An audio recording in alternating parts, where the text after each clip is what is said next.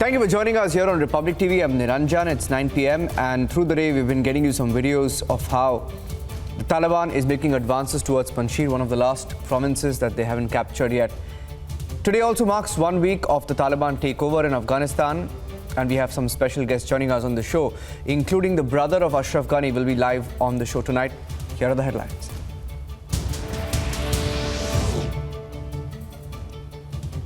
Northern Alliance calls on the Afghan people as the war against the Taliban escalates.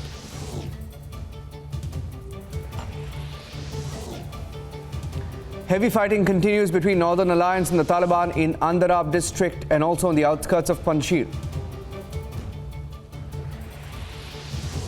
Reports suggest Taliban has taken 20 children hostage, demands the surrender of some of those who are fighting with the Northern Alliance.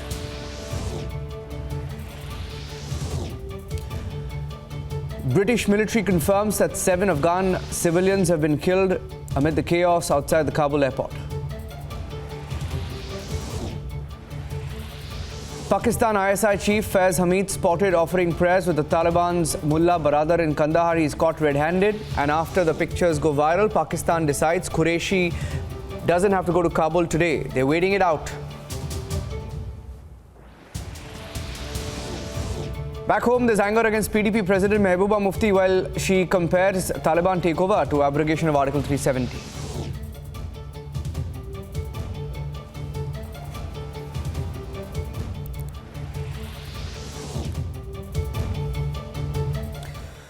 The Northern Alliance is taking on the Taliban with full force. Some reports suggesting that the fighting has already begun. Earlier in the day, the Taliban gave a 4-hour deadline to Ahmad Massoud, commander of the Northern Resistance Front. Now, over the course of the day, Republic has been getting you multiple videos from different parts of Afghanistan, especially from Panjshir, where some of our reporters on the ground are sending us videos and messages that the resistance force has been sending out to the people fighting Taliban.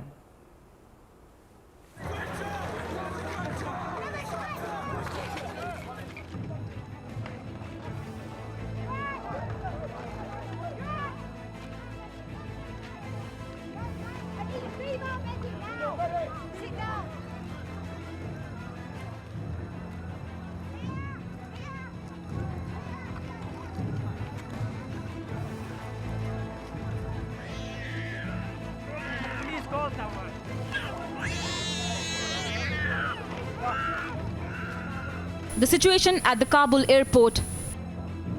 7 killed in chaos as gunfire and stampede that followed.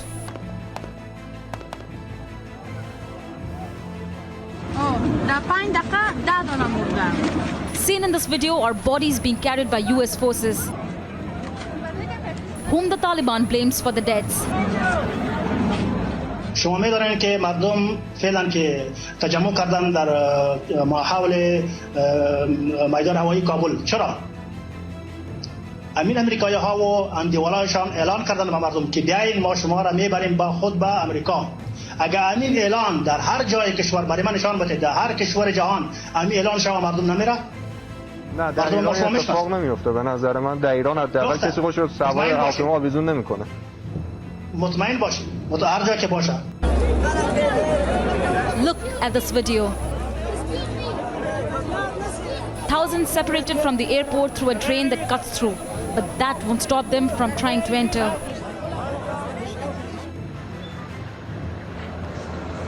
"125 kilometers away, the Taliban is trying hard to get to Panjshir.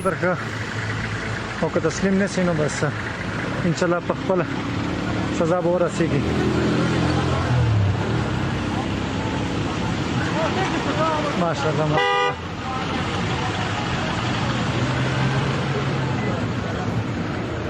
Moli sahib مسئول دی خطه تقریبا 55 سلنجر او ټانګونه دي انیم لا رسیدلی نه دي. Look at this video. The convoy seems armed. کمیسونو اداري نظامی ټول سي دي ماشاءالله. خطه الحمدلله. من جانب هم پکې ده.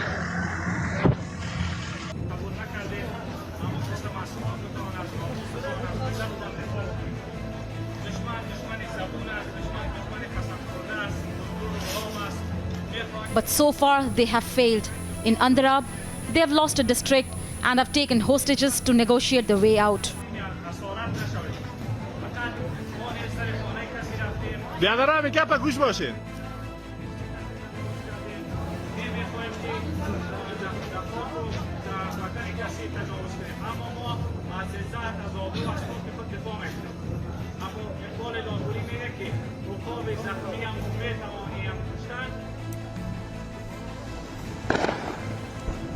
Or this video, where commanders in Deir es-Salah have recaptured territory from Taliban.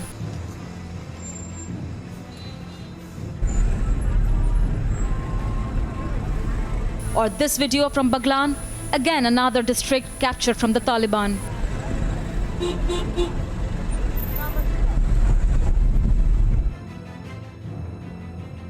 Tonight, look at this video. That explains why.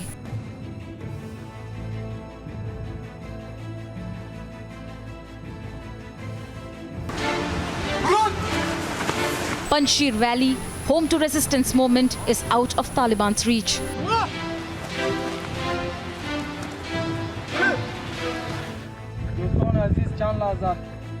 It has played a decisive role in Afghanistan's military history. Panjshir is completely closed off from the rest of the country. It only has a single access point through passage of river. The province has natural defenses and can be shielded militarily. Never conquered by Taliban or the Soviets during their rule. As the war breaks out, the resilient people of Afghanistan are fighting back. The Taliban is under attack this time. Bureau Report, Republic TV. And we're trying to get across to Hasmat Ghani. Ahmad Zai was supposed to join us on top of 9 p.m. Still waiting for him. Senior politician, entrepreneur, brother of Ashraf Ghani will be joining us on the show. Major General KK Sinha, defense expert, joining us live from New Delhi. Abhijit Ayar Mitra, writer and defense expert. Dr. Sriram Cholia, professor and dean, Jindal School of International Affairs and contributor at Republic. Dr. Raghav Sharma is an associate professor and director at the Center for Afghanistan Studies at the Jindal School of International Affairs. And Parvez Musamim, who's a journalist live from Jakarta, is also joining us on the show this evening. Thank you very much for joining us. Let me start by getting in Major General KK Sinha. General Sinha, we tried to bring you on a short while back, during the course of the broadcast this evening as those videos kept coming in.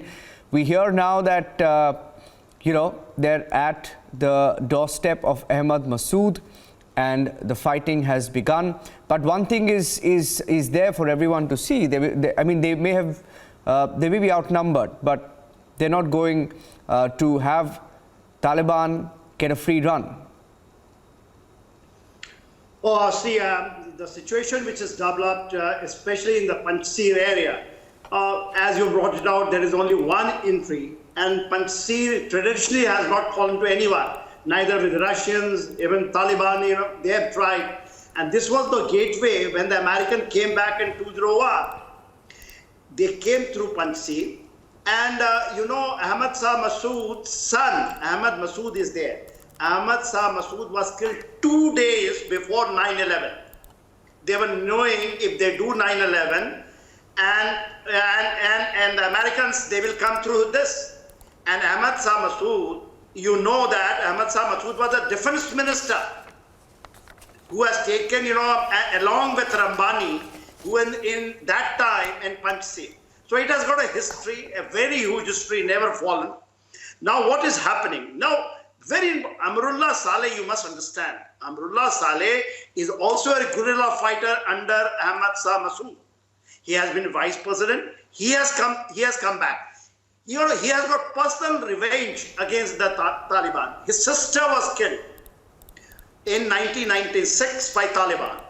And he has been the chief of, Afghan intelligence. So I think, it is a very good development. See, what the Taliban wanted through Russians, they are trying, that Ahmad Masood should give up. They are offering him a good thing, in the coalition government. But I feel that he is not going to folly. This is absolutely a folly. The beautiful thing which has happened now, a new development, Kapisa. Kapisa is the southern portion of Panjshir. It is 80 kilometers from, when they say Kabul. And Kapisa has got 50% Tajik. Panjshir has got, have complete, Panjshir is of Tajik people. There are 30% in Kapisa, which is basically Pashto. But beautiful thing, again, a new development which has happened. 12, Talibanis have been killed in Kapisa.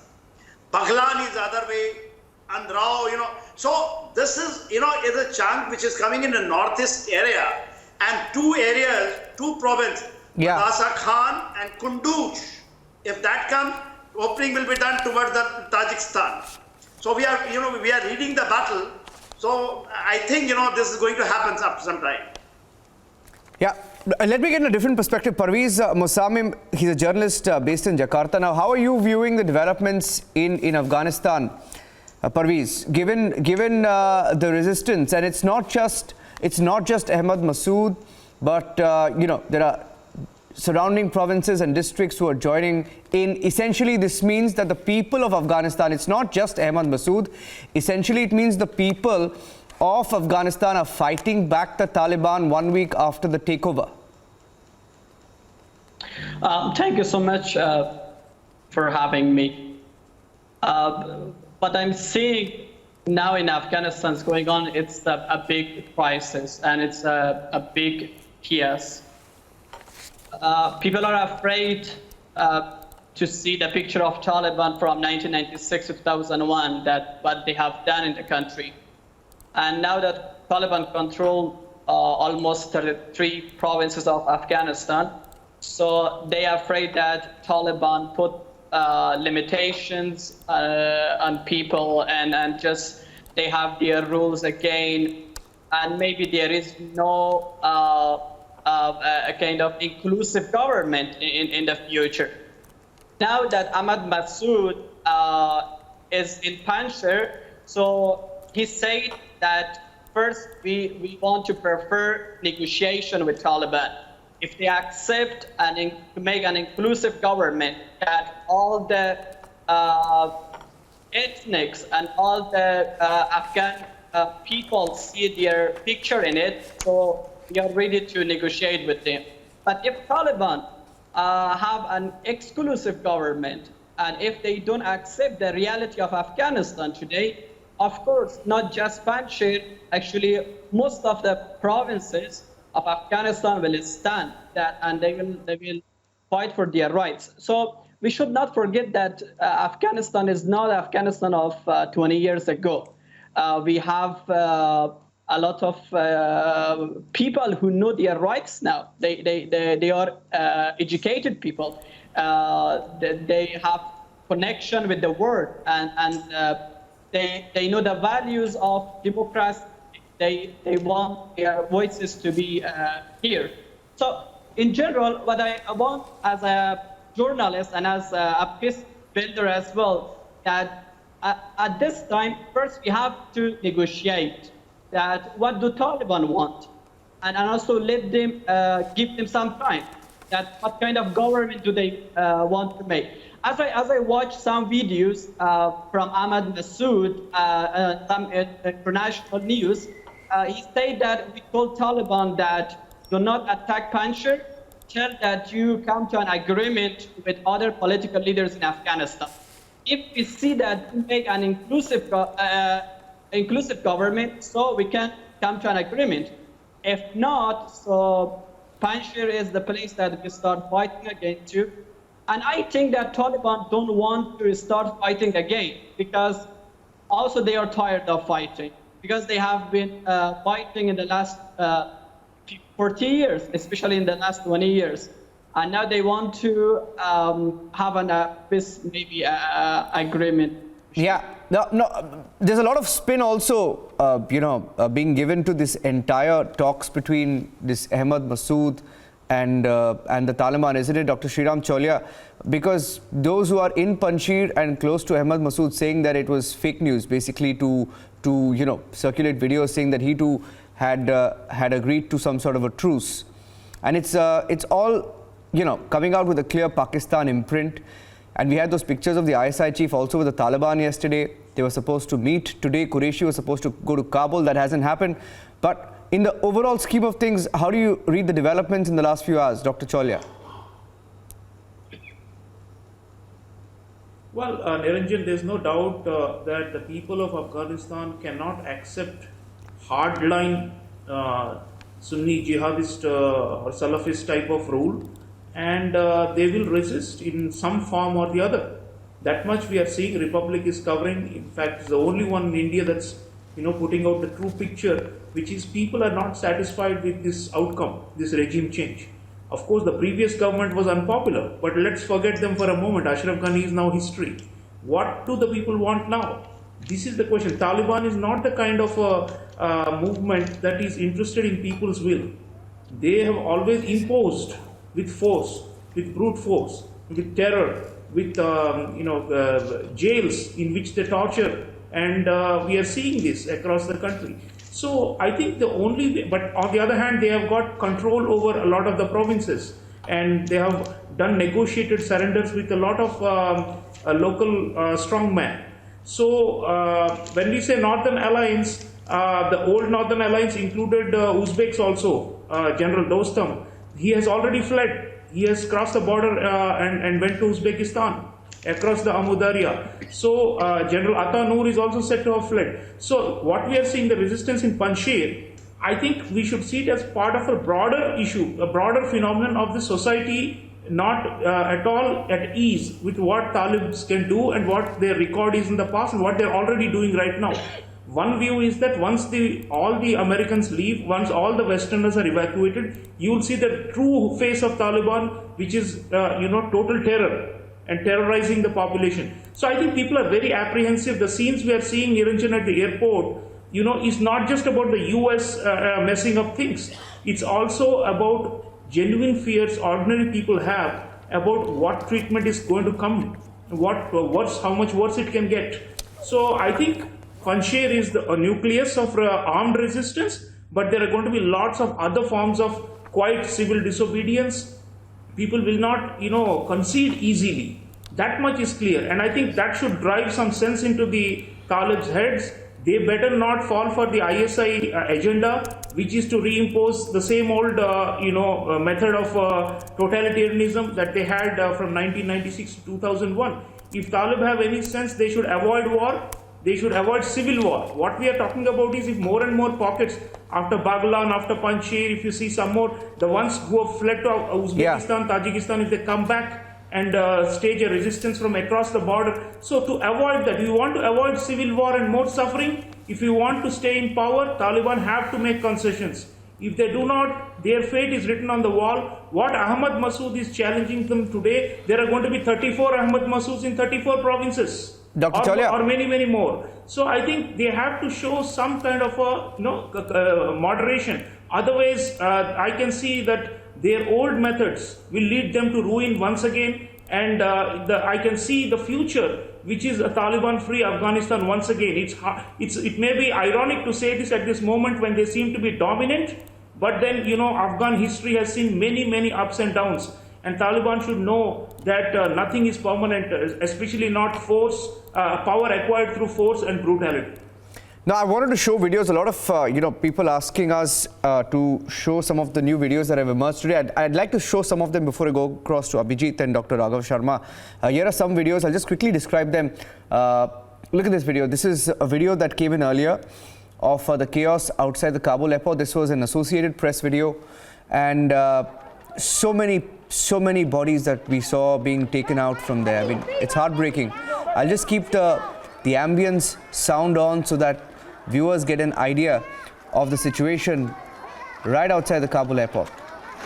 Those are US forces carrying bodies, and this was the Taliban convoy headed towards Panjshir Valley. One of the first videos that came in this morning seemed like an armed convoy that had made a stop.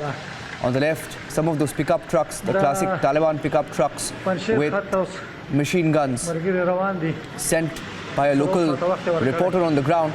Let's show you some more videos that came in this morning. This was a video from Panjshir tweeted by Muslim Shirzad, who's a former journalist who worked with the Tolo News. He was live with us a few days back of the Northern Alliance resistance against Taliban. And while I show you the videos, I think we have Hashmat Ghani Ahmadzai on the phone line with us. Are you there, Mr. Ahmadzai? Mr. Hashmat Ghani, are you there, sir? Yes, I am. Good evening. Good evening. There is a video doing the rounds, Mr. Hashmat Ghani, that you have pledged support to the Taliban. Is that true? No, absolutely not. It's a propaganda thing. When they came to me, I have accepted their government rule because when the West abandoned us, the entire world abandoned us, I just wanted to avoid bloodshed. I have told them earlier I will not join it. I am only staying in to save my tribe and the educated one and the commercial sector, because I have told them frankly over and over every time and almost every day that they know how to bring security perhaps, but they need the educated, they need the business community, they need the specialists, they need the technical people to run the country. Without those, it's impossible to form or run a country. Now, are you denying your support to them? Are you denying your support to them on record? No, look, that video is when they came into my house, they just wanted to know whether I would accept the government. I have accepted their government, but I've never asked or said that I would join them or be a part of their future government. Never. One second. Now, one second. We saw you in that video with the Taliban leadership, right? Do you think now, obviously from... They have come several times. It's not just one time. But that video is a total propaganda. I haven't said a single word of that. I have said I have accepted their government. As a citizen of this country that stays in this country and the world abandoned us, I have to stay back to save my tribe and the business affiliate and the friends and those educated ones that remain behind. 1 second. So you've put your business interests above the people of Afghanistan. Now, why didn't you tell them? Did you show them? Did you point out about the violence most recently on your Independence Day, the 102nd? Before they came, they had several meetings with me. They have said it clearly that they're going to open the door to the business sector, to the educated one, even to the women as far as workforce. So they're making a lot of promises, and I hope they can keep it. Your brother and former Afghanistan President Ashraf Ghani claimed a threat to his life.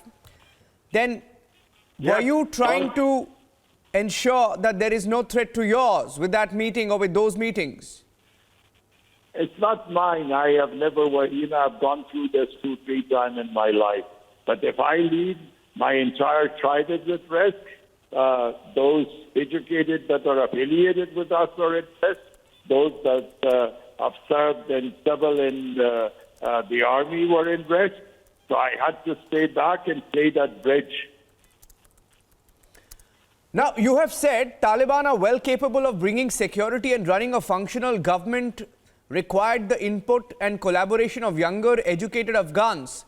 The so-called expired politicians should be sidelined completely, so failed experience of coalition government is not repeated. Now, you've spoken about young Afghans. Mr. Hashmat Ghani, I want to ask you, don't you know and can't you see that young Afghans are on the streets with your flags that are being snatched and are being beaten by the people of Taliban, the terrorists of Taliban? The civil unrest is going to force them to accept the new Afghans.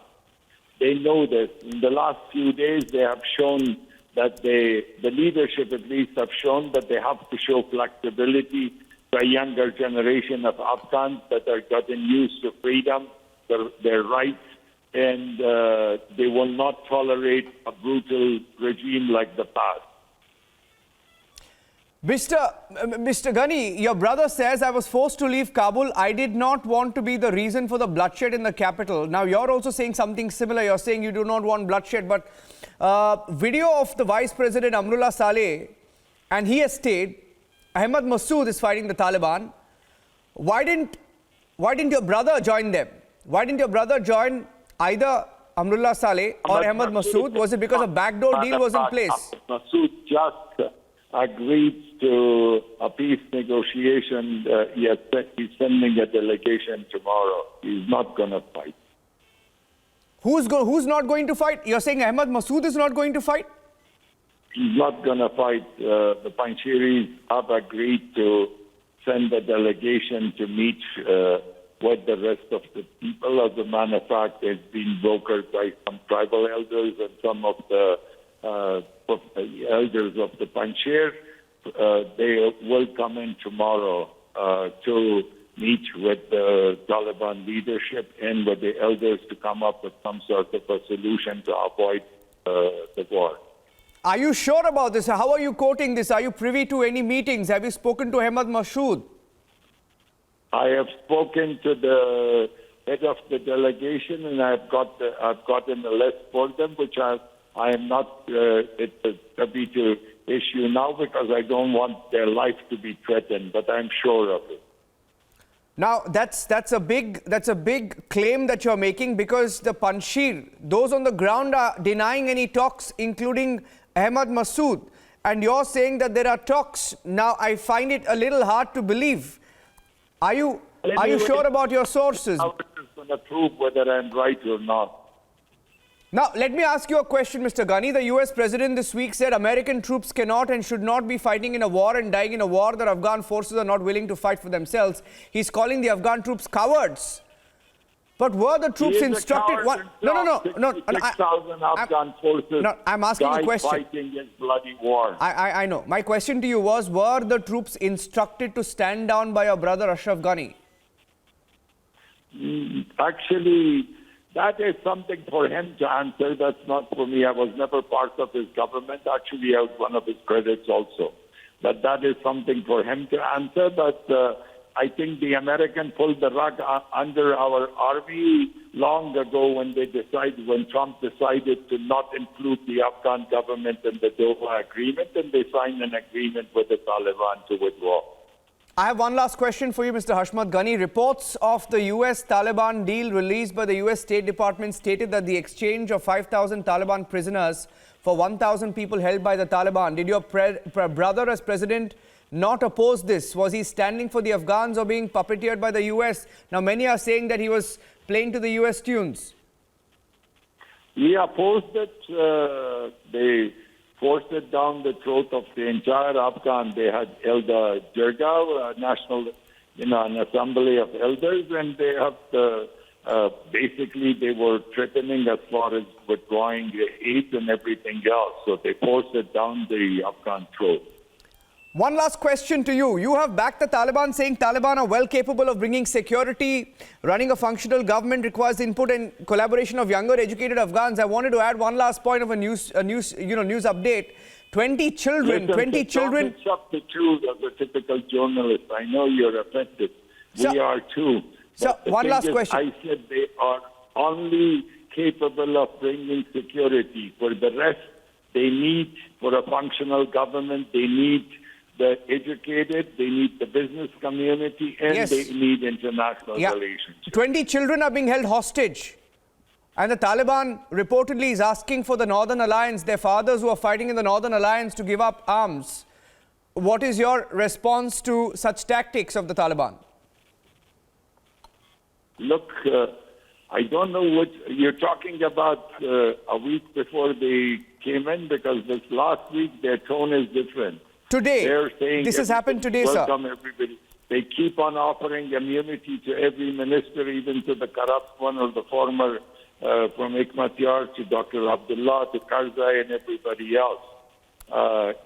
So plus they haven't even spoken about threatening anybody, or they keep on giving interviews. So time will tell what they would do in the future. Okay, very interesting conversation, Mr. Hashmat Ghani. Hopefully, we'll get you live on Republic on a video link soon. I know that you have a poor network. We'll get you live, hopefully. Thank you for speaking to Republic TV. Thank you. And stay safe. You're welcome, sir. Stay safe. You've said on record that you haven't supported or pledged support to the Taliban. That's a dangerous statement to make. Thank you very much. Let me get in the response. But I have said it to their face, so Okay. it's not like I haven't. Well, the video says something else and the report suggests something else. Very interesting conversation. Okay, Abhijit, what do you make of what Mr. Hashmat Ghani said? Abhijit, he certainly has put his life and the life of his countrymen or those he lives with, at least immediately. He said tribe, and he also said business community. So he's obviously looking out for himself. Look, I think if anybody's actually been to Afghanistan, there's one thing very common to most Afghans that you'll meet out on the street. First is that they almost all detest Pakistan. And second, without exception, they have nothing good to say about President Ghani. So, he might not just, he's almost irrelevant in the national scheme of things. It's a bit like, taking Arundhati Roy or Rana Ayub and making them Prime Minister of India. They're very good at these socialite circles in America in telling people what they want, in swigging champagne or single malt or whatever. When it actually comes to running the place, it's quite a different thing. When we went into the provinces, we saw that, the provincial governors were kind of a law unto their own. There's literally no control over them and things like that. So personally, I've seen a great deal of support for the Taliban. They're almost indistinguishable from ordinary people. Even in places like Herat, for example, with a large Shia community, the biggest complaints seem to be that they kill Shia or treat them badly. So there are big issues out there. We can, of course, live in self-delusion and, pick and choose pictures that we want to see and narratives that we want to hear that satisfy our pre-existing ego. But let's face it, Afghanistan is not a country that was made for a democracy. This is a pre-industrial, feudal, sedentary pastoralist society with extremely high levels of social violence. The government could never control it. Not that the Taliban control it either, but they certainly do provide a much more rapid justice system and things like that. That said, you should remember there is a huge difference between Taliban 1 and Taliban 2, and there is a huge difference between Afghanistan in 2001 and Afghanistan in 2021. Taliban 1 learned a lot of lessons from irritating and making enemies out of everybody at the same time. They also saw what happened to the ISIS, which did the exact same thing. They are not going to make that same mistake again. Number two, the Taliban fighters today, like most of Afghanistan, because you've had the 3G and the 4G revolutions and all of that, they are much more exposed to international opinions. They are much more sensitive to international concerns. There was a certain, now I can't claim to have met or spoken to the Taliban before 2018. But in 2019, I certainly did interview and speak to a lot of Taliban. And there seemed to be a huge difference between what we hear about them on TV and what I saw personally with them and what they were saying. So, let's keep an open mind. Let's just check where India's interest lies. As for the Ghanis and the government, I want to say this, that when the history books are written, the Ghani name will go down with Mussolini and Quisling as the biggest traitors around. Remember, the Taliban did not win. The Afghan army did not lose. All the satellite imagery that we have seen indicates that the Afghan army went to the front. And mind you, across fronts that are separated by hundreds of kilometers. We see the same pattern in Herat, in Kandahar, in Mazar-e-Sharif, in Kabul. They took their tanks out. There was some kind of shelling or fighting for about an hour, 2 hours. They would just abandon all their equipment there, get into Mitsubishi Prados or Toyota pickups, and then make straight for the border, perfect safety. This was a coordinated deal that has been cut by the Ghani government and provincial leaders. We were also monitoring what kind of support was coming in from Pakistan. There was no heavy armor coming in from Pakistan. All the things you need to take on the Afghan army were simply absent. We are doing battle damage analysis of the periphery of cities, which should be the most heavily shelled or destroyed because of fighting. We are not able to find it. So, there's a lot about this that still doesn't add up. And unless we understand what happened 1 week back clearly, which is clearly some kind of a deal that Ghani and the provincial governors cut to save their own miserable little lives, we are not going to know how to proceed in the future, because the biggest question this time, the last Taliban was united. Today, there are several different factions of the Taliban. Quetta Shura and Haqqani faction will have serious differences between them. Mullah Baradar spent 8 years in a Pakistani jail. He was thrown in jail for trying to make a deal with India, with Karzai and with the Americans. And the Pakistanis were not nice to him in that jail. This wasn't a Masood Azhar style jail where mutton biryani and women are plied to you on demand. This is a proper jail. He hates the Pakistanis. So, let's just, we do have a duty to those who helped us and to the Afghan people, but our greater duty has to be to the Indian people and to Indian foreign policy, and we need to keep our minds open about it. No, but 1 second. I heard you there. Dr. Raghav Sharma. I saw some of the panelists also disagree with you. Dr. Sriram Cholia raising his hand. Now, you're saying wait and watch. I mean, we've also waited and watched in the last 1 week what's been happening, right, Abhijit? I think I'll let Dr. Raghav Sharma come in because I have 5 minutes, and then I'll get Dr. Cholia and Major General Sinha next. Raghav, you heard Abhijit. You want to respond to him? Well, at least the videos that we see suggest there's only one Taliban and that hasn't changed colors. They may be more diplomatic, but they really haven't changed much. I'll leave it to you. Well, the Taliban have and they haven't changed, right? They have changed in the sense that they've become more suave. They are better, they're apt at managing the media. The optics are much better. So in that sense, they have changed. They've also had a sustained outreach beyond the Pashtun areas. So you see the Taliban, when they began capturing many of the provinces, they deliberately made it a point to capture provinces like Baghlan, for example. The Pashtun provinces fell later. So there has been a sustained outreach. They have penetrated outside their traditional strongholds. But I'm not quite convinced that the worldview of the Taliban has changed dramatically. I don't think that is the case. And I say this based on my long engagement and travel across Afghanistan and my sustained contact with people on the ground in Afghanistan at the moment. So I don't believe that Taliban too has changed very dramatically. And many people in Afghanistan actually see this as a dramatic victory of the generals in Rawalpindi, not really of the Taliban. And I would second Abhijit when he said that there's a deal that has been cut. I think there is some credence to that. Yeah. That is as far as the Taliban are concerned. Yeah. And very quickly, you've been talking about the resistance. Do keep in mind that the Northern Alliance right now is not the same Northern Alliance of the 1990s. All the Tanzeems in Afghanistan have become weakened after 2001. They're not the same. The Jamiat-e-Islami, which was the mainstay of the Northern Alliance or the Harkat-e-Shamal, it is itself very fractured. That is one. Second, you need to keep in mind, one is the military resistance that you're seeing by the Northern Alliance.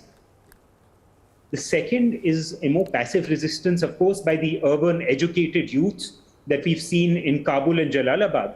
But very interestingly, what we've also seen is that there are people in places like Khost and Paktia and Paktika